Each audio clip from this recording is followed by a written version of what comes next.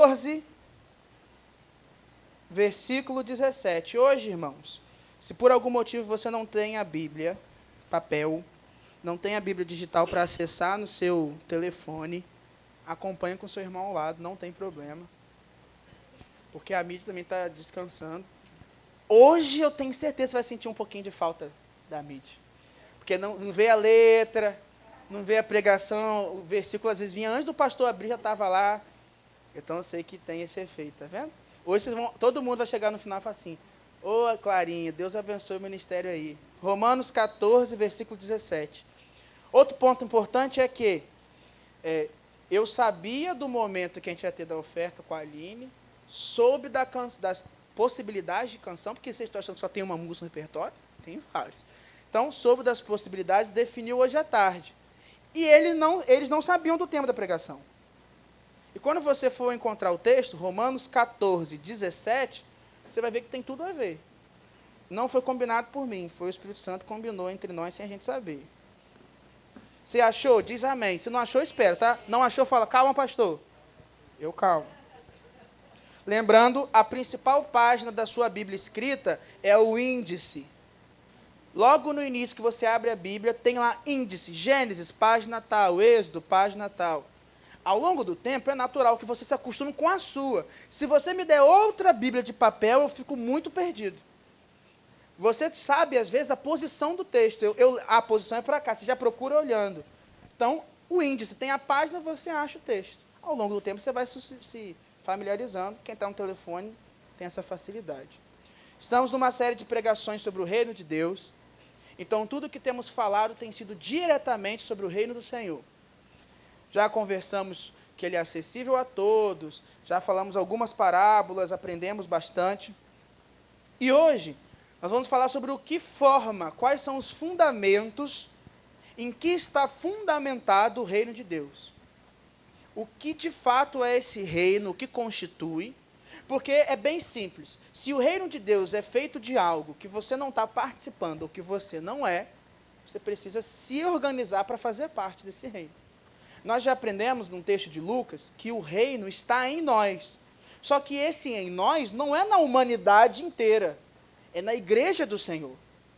Porque a habitação do Espírito Santo não é a humanidade inteira, é aquele que se rende a ser a habitação do Senhor. E nós vamos continuar aprendendo sobre isso. Então, esteja atento, eu vou devagar quando mudar as referências, você pode falar, pastor, calma, não tem problema, a gente tem tempo. Meia-noite, a gente tem até meia-noite, então a gente vai tranquilo. Diz assim a Bíblia. Calma aí que a minha Bíblia passou uma página. Porque o reino de Deus não é comida, também não é bebida, mas justiça, paz e alegria no Espírito Santo. Versículo 18. Aquele que deste modo serve a Cristo é agradável a Deus e aprovado pelas pessoas. Voltando, por isso que eu comentei que a música Teu Reino estava tudo a ver. Aqui destaca 3 coisas, que o reino de Deus é paz, justiça e alegria. Mas quando a gente lê a Bíblia, principalmente quando a gente lê um versículo, mesmo que seja daqui que surge a pregação, a gente lê com atenção, percebe algumas coisas. Na minha Bíblia, o versículo começa com porquê. Começa assim, porquê. E quando uma frase começa com porquê, algo aconteceu antes. Então, nós temos uma explicação. Paulo está falando antes, a partir do versículo 13, até o 16, naturalmente, sobre um problema que havia naquela época. E esse problema, há 2000 anos atrás, época em que foi escrito esse texto para a cidade de Roma, por isso Romanos, a igreja que estava em Roma, é um problema que acontece hoje, só que com situações diferentes. O judeu, ele aprende desde o seu nascimento, e quando eu digo nascimento, é literalmente, nasceu, começou a aprender palavras, ele aprende a seguir um comportamento que diz o que ele pode ou não pode fazer de forma bem específica. No início de Israel, lá no Antigo Testamento, era o início de um povo que era consagrado ao Senhor no meio de várias culturas diferentes. Então, Deus entrega alguns ensinamentos bem rígidos para que o povo seguisse, e assim ele tivesse uma identidade. O texto, tem um texto em Colossenses, que eu vou ler rapidamente aqui, que é Colossenses 2. Se você não quiser ir, está tudo bem. Deixa eu abrir aqui.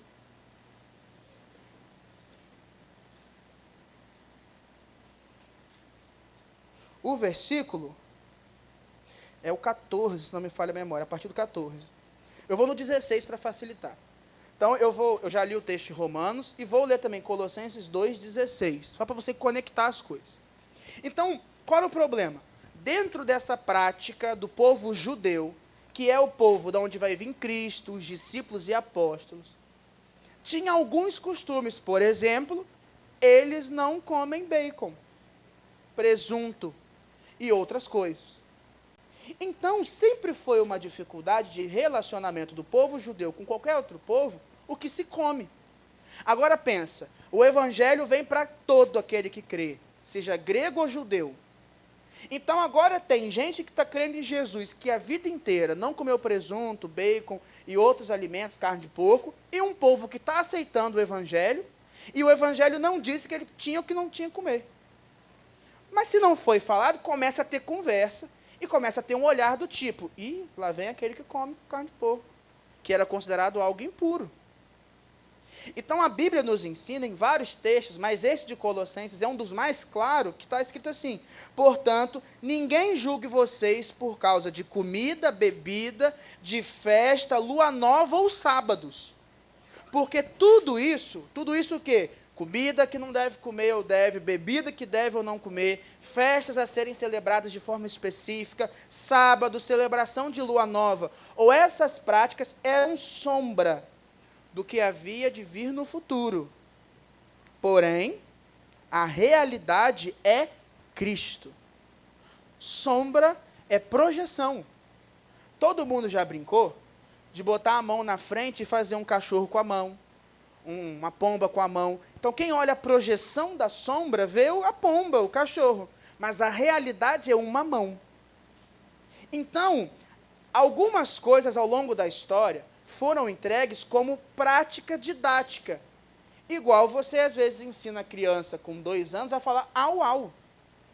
Depois ela aprende a falar cachorro. De início ela fala, que bicho é aquele? Au, au. E todo mundo aceita. E daí vai ter um momento que se ela falar au, au, você fala, não é au, au, não, é cachorro, já está na hora de aprender. Mas isso era um problema na época, porque tinha um grupo que comia carne de porco. E aí começava a ter um problema entre os dois grupos, porque um julgava o outro. E aí Paulo diz, em primeiro lugar, que não pode haver, e se você quiser ir voltando para o texto de Romanos, pode ir voltando, é que não deve haver, em hipótese alguma, problemas, tristeza, divergência um com o outro pelo que se come. E, querido, pelo que se come é tanto quem come o que era considerado impuro, como quem não comia. Hoje em dia, existe ainda alguns grupos que vão ter divergência no que se come. Mas hoje, talvez a divergência seja qual música se canta, qual estilo musical se canta, qual é a cor que se pinta a parede da igreja, qual é a roupa que se usa, faz ou não faz tatuagem, bota ou não bota brinco.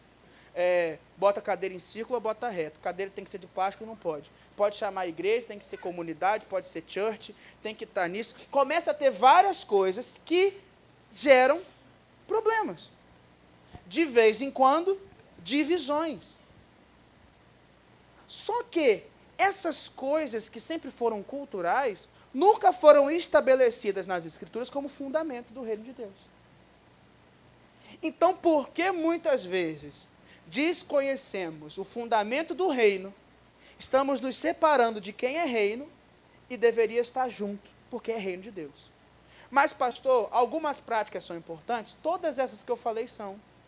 Cada grupo vai se organizar do jeito que lhe agrada. O que não pode é aquilo que Deus não permitiu separar.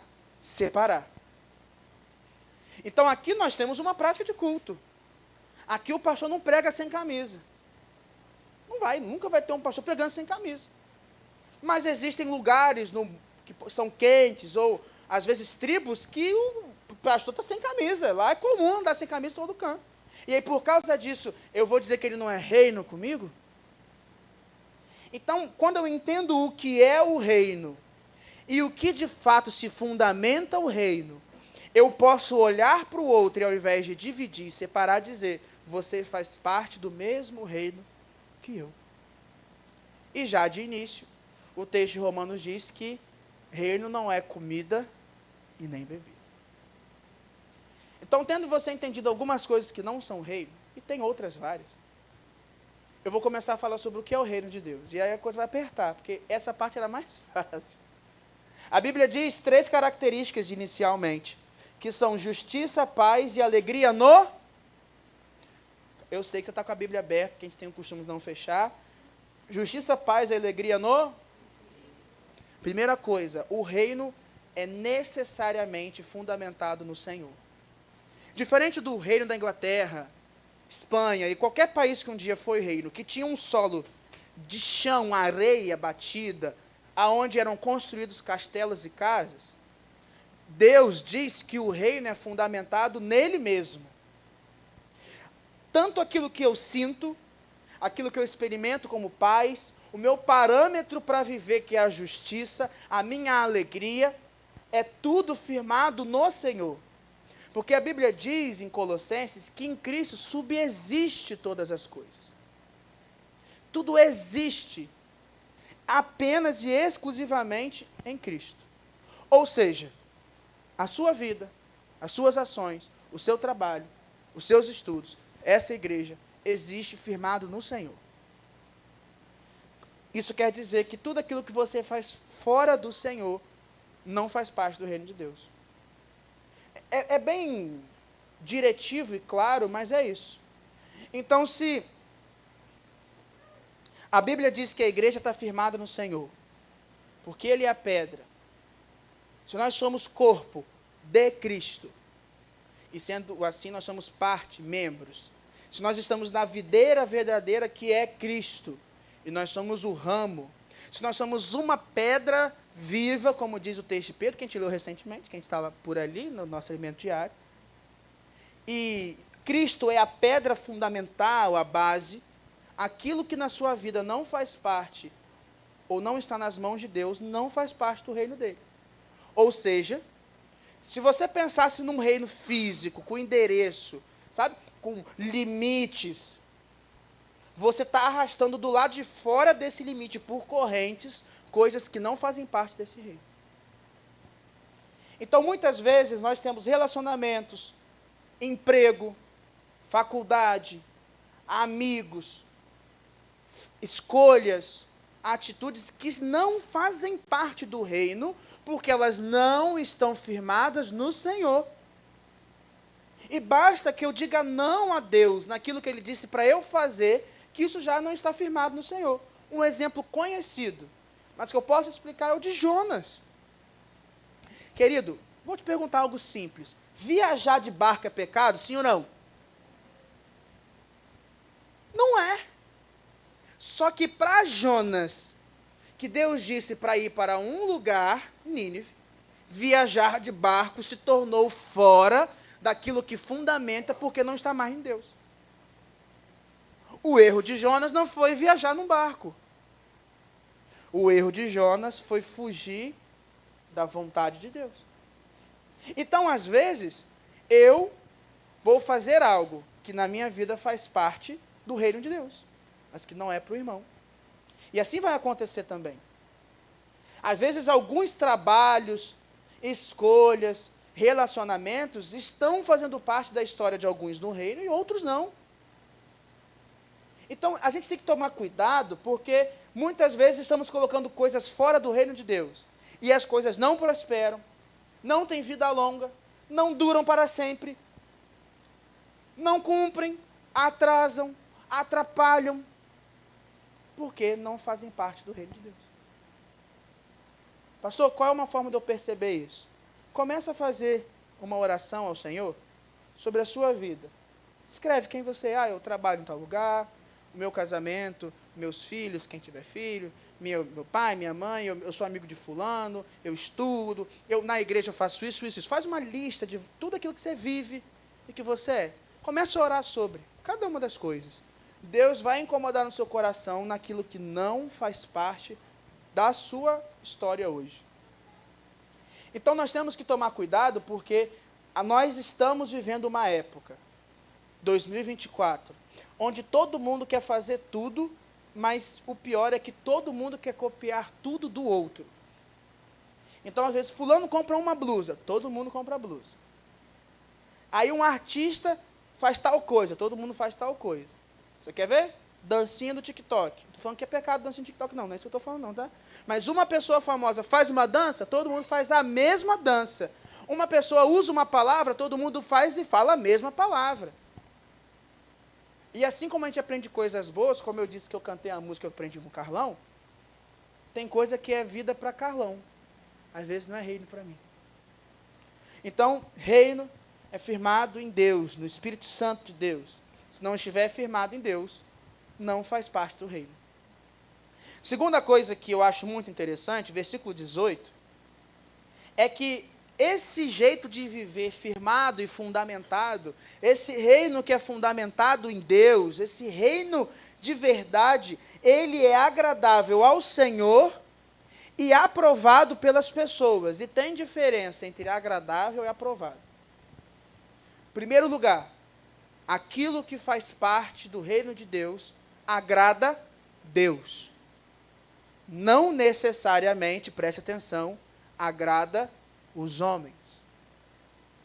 Tem um texto em Atos, capítulo 2, que vai do 42 ao 47. Lá fala como a igreja vivia. A igreja orava, tinha parte do pão, comunhão, ensino da Bíblia, tinha louvor, adorava no templo, adorava nas casas, tinham tudo em comum, ninguém passava necessidade, todos partilhavam o que tinham. E aí o texto fala assim: e aqueles que iam sendo salvos eram agregados à igreja, e ela contava com a estima do povo. Nem todo mundo aceitou Jesus, nem todo mundo se tornou igreja. Não agradou a todo mundo viver como igreja, mas as pessoas viram aquilo e entenderam que aquilo não era ruim, não era algo que destruía a sociedade. De vez em quando, algumas pessoas perto de você olham a sua vida e até falam: eu queria experimentar dessa paz, dessa alegria, dessa certeza de perdão, dessa esperança. Mas ela não quer. Por algum motivo ela não quer dar o passo. Um pregador famoso chamado Tim Keller, que infelizmente faleceu porque ele teve um ministério muito relevante. Uma vez ele pregou para as autoridades de Londres, ministros, políticos, membros do parlamento. Você imagina se fosse no Brasil, pregando para o Senado, para os vereadores, pregando para prefeitos. Imagina essa reunião, ele pregou para esse grupo. E ele defendeu a seguinte tese, que parece loucura. Ele falou sobre ser sal da terra. E ele disse o seguinte: o sal, para fazer a diferença na terra, não pode ser terra, precisa ser sal. O sal, para fazer diferença na carne, precisa ser sal, não pode ser carne. E ele falou, ou seja, a sociedade tem que cobrar da igreja ser igreja. Uma vez que a igreja deixa de ser igreja e passa a ser tudo menos igreja, ela não faz diferença mais na sociedade. Então, uma sociedade que às vezes não faz parte, ainda assim vê os benefícios e respeita a igreja. Eu já ouvi testemunho de uma igreja que ela tinha um trabalho com crianças numa comunidade onde o carnaval era muito forte. E ela fazia o seguinte: os pais iam festejar 7 dias de carnaval. A igreja fazia uma programação de 7 dias para as crianças.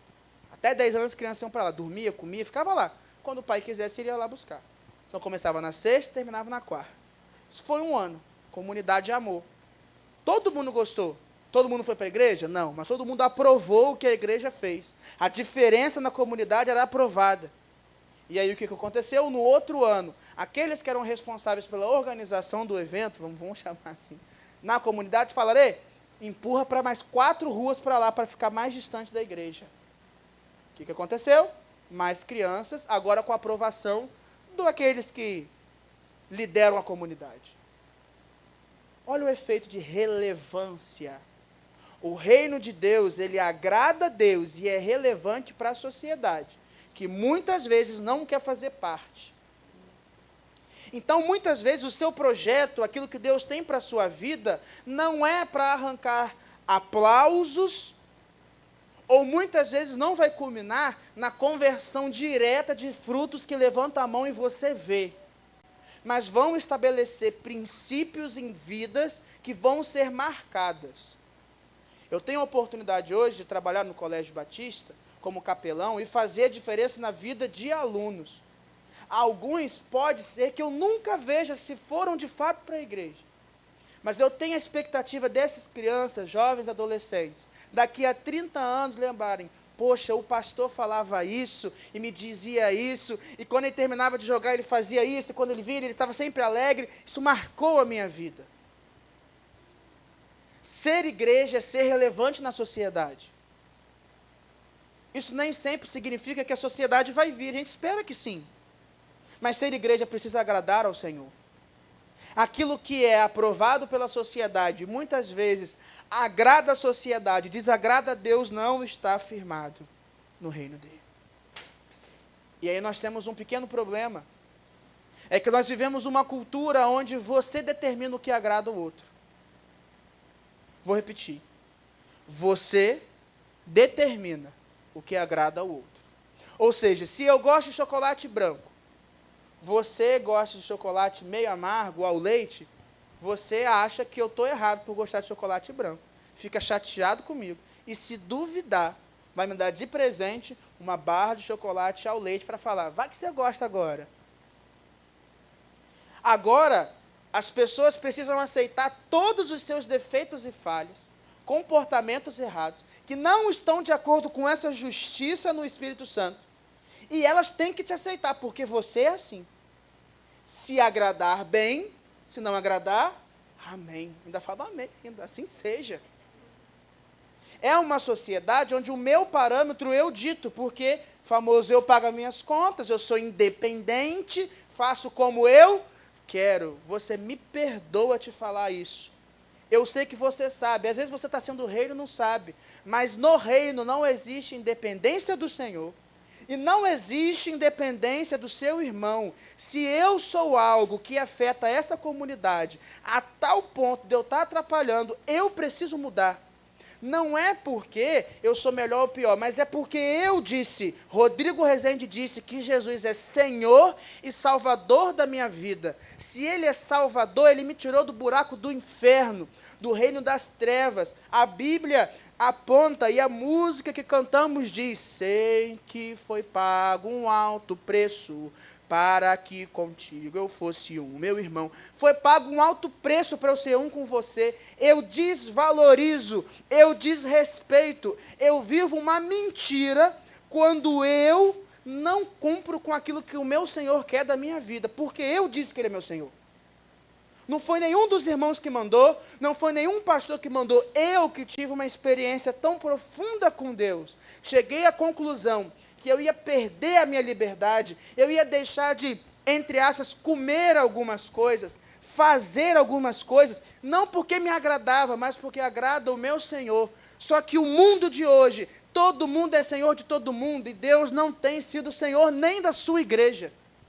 E aí as pessoas querem falar que estão fundamentados no reino de Deus. Eu não sei, eu não vivo outras comunidades. A minha responsabilidade como parte, nem é como pastor, é como parte dessa comunidade, é viver e servir aos irmãos. Porque Jesus disse que o maior era servo, a gente aprendeu isso. E para servi-los, eu vou mudar comportamentos, atitudes. Como coisas diferentes. Agora eu como até japonês. Literalmente. Eu posso não gostar de algo e eu saio para comer algo que eu não gosto. Nem que eu fale, não, tudo bem. Eu toco a música que eu não gosto, se for necessário. Eu sento no chão, você também senta no chão. A gente se sacrifica, porque agradar ao meu irmão é agradar ao Senhor. Se você não está fazendo para agradar ao Senhor e ao seu irmão, só para agradar a si mesmo, cuidado. Pode ser que você não está colocando a sua vida inteira no reino de Deus. Se as pessoas aprovarem o que você faz, é ótimo. Se tudo que você faz virasse uma rede social e tivesse curtidas, e tivesse várias, é ótimo.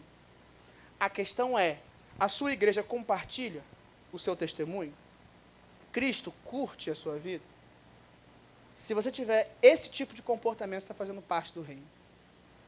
Caso contrário, você está vivendo por parâmetros bem diferentes do que a Bíblia diz ser reino de Deus. Eu falei que a parte de comer e beber era mais fácil, vocês deixaram. Que isso, pastor, agora pesou. Sabe qual é o problema? É que muitas vezes esse evangelho pena, que é suave e leve, não transforma, não confronta, não tem transformado as pessoas. Sabe o que acontece com quem não é transformado? Permanece o mesmo, morre permanecendo o mesmo, e vai para o mesmo lugar que a maioria. Eu não posso ficar quieto e negligenciar a verdade que transforma, mesmo que te confronte. Mesmo que você saia daqui hoje falando assim, caraca, o pastor hoje, olha, mas ele desceu em mim. Nem fui eu literalmente nem sabia quem vinha. Mas eu prefiro que você seja transformado e depois você goste da ideia de que você foi confrontado. Aí eu te pregar um evangelho pena. E ser tão suave que nunca mude a sua vida. E aí no final, você vai ter pena de ter ouvido um evangelho pena. Então a gente tem que começar a querer ser transformado. O reino de Deus que é eterno. A gente cantou. Não estar nele é não fazer parte de algo eterno.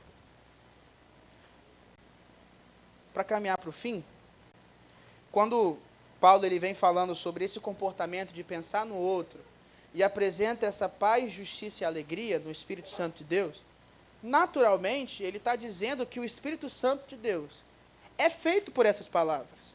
A gente já conversou o reino de Deus é feito por essas palavras. A gente já falou que o reino é firmado no Senhor. Já entendeu que tudo que está no reino é fundamentado em agradar a Deus, mas ser relevante na sociedade.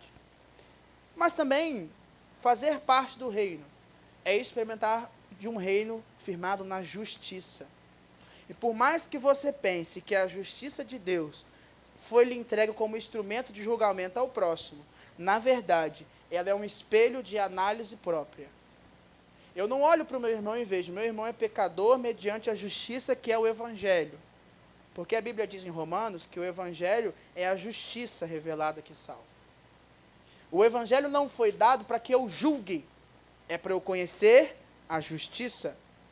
Vou dar um exemplo. A Constituição brasileira, ela está disponível para que você a conheça. Mas o fato de você conhecer a Constituição brasileira não te dá também uma cadeira de juiz para você julgar as pessoas. O que você tem acesso é como você deve viver. Então a justiça de Deus revelada na sua vida é para que você seja transformado. E no máximo você compartilhe a jornada e a história de alguém que foi transformado pelo Evangelho de Cristo. Crente também é alegre, a gente é feliz. Obrigado pelo ru, mas não precisa fazer o ru. A gente é feliz. A gente não precisa beber, fumar, se entregar a vícios, a práticas erradas, a ambientes errados. A gente não precisa disso. A nossa felicidade, a nossa alegria vem do Senhor. Existe uma ideia que eu não sei porquê, ou talvez seja porque houve uma geração ou pessoas que brigaram pelo que se come e que se bebe, por práticas pequenas, por pequenos detalhes, que é pecado jogar bola, que é pecado isso, e começou a transformar em pecado o que a Escritura não disse que é pecado. Transformar e apresentar uma justiça do que a Bíblia não disse que é justiça. Que as pessoas às vezes acham que ser crente, além de ser careta e defasado no tempo, é ser triste. Eu sou muito alegre. Por quê? Eu continuo rindo, continuo brincando, canto, danço, participo, saio com meus irmãos, não preciso beber para estar feliz, não preciso... que a gente fala, não, sem bebida ninguém fica até tarde. Às vezes eu já fiquei até tarde dentro de carro, até 2 da manhã, conversando nada com nada, rindo com nada. Você não precisa. Eu já tive com amigos, e virei a noite no poder de 2 manetes de videogame e o mesmo assunto sempre. Você não precisa do que o mundo diz que é fruto ou fonte de alegria, se a sua alegria está firmada no reino de Deus. Só que podemos estar vivendo uma geração de pessoas que só é alegre com o que está fora do reino. Então ela não sabe viver a alegria do reino do Senhor. Ela não sabe o quão bom é estar reunido como igreja. Ela não sabe o quão bom é terminar o culto e ir para algum lugar. Que lugar? Assim como Abraão, a gente vai pela fé. Ela não sabe o quão bom é domingo tomar um café da manhã com a igreja, não sabe o que é estar junto, não sabe. Não sabe. Mas se você também não está vivendo isso de forma a mostrar que é feliz, ela não vai saber.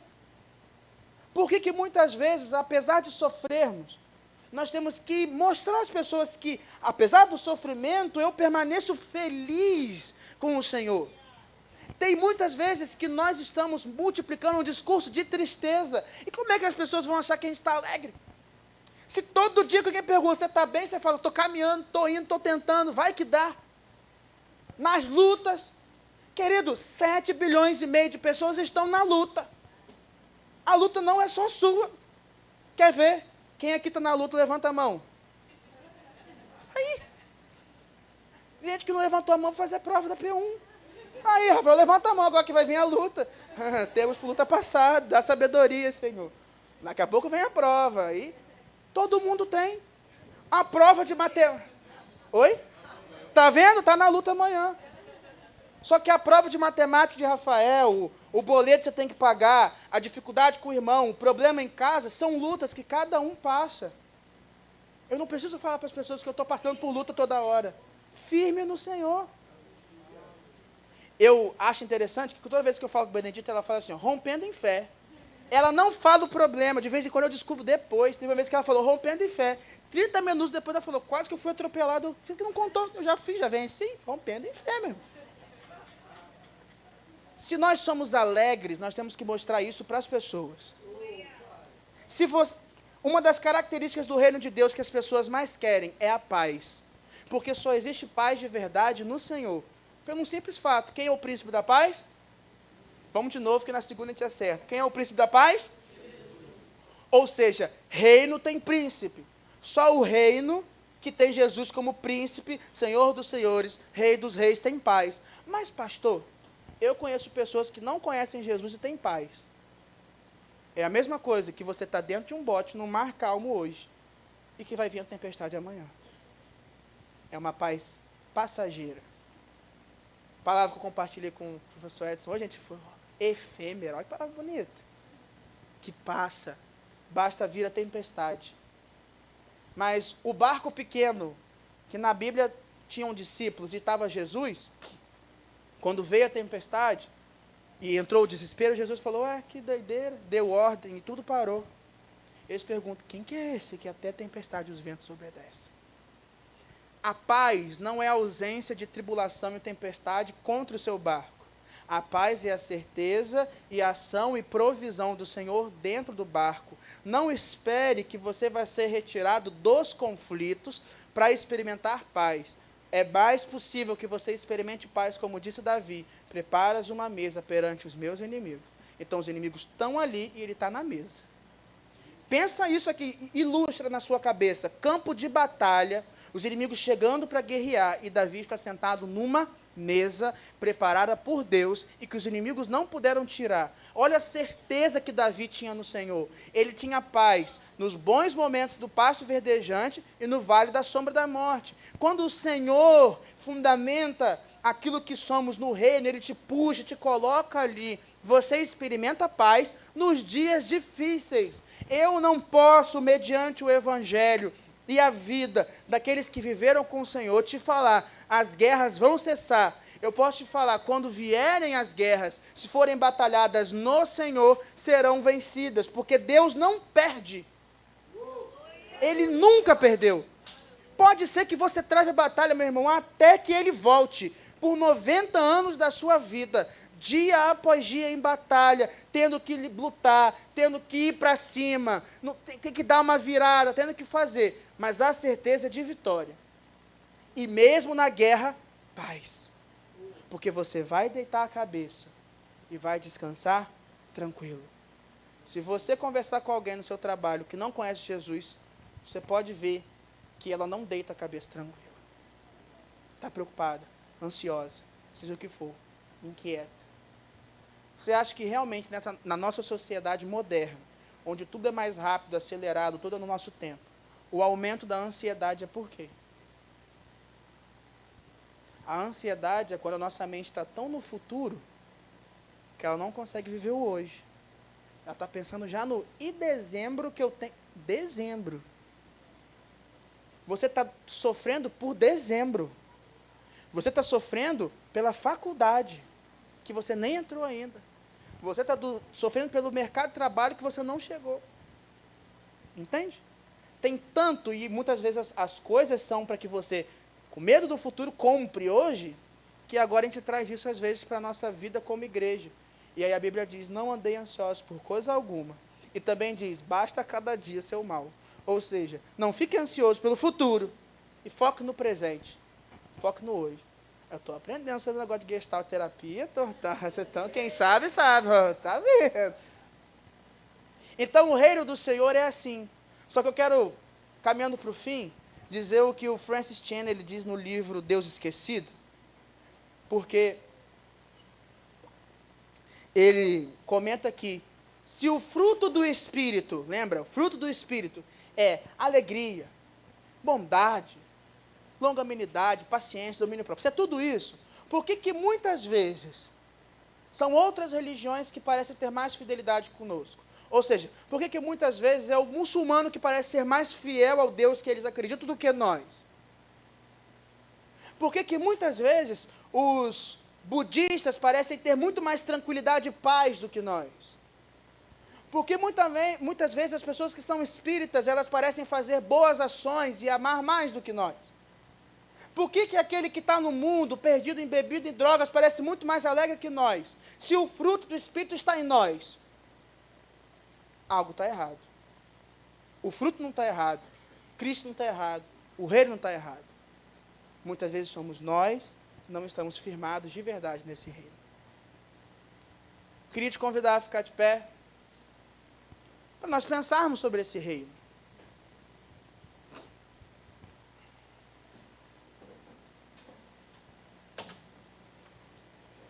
Eu quero te convidar a fechar seus olhos. Obrigado.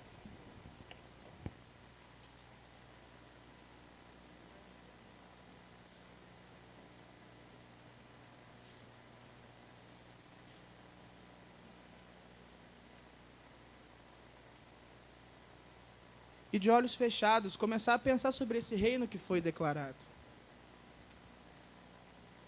Pensar que, se o reino é firmado no Senhor, e eu não faço parte desse reino, algo está fora. Se o reino é firmado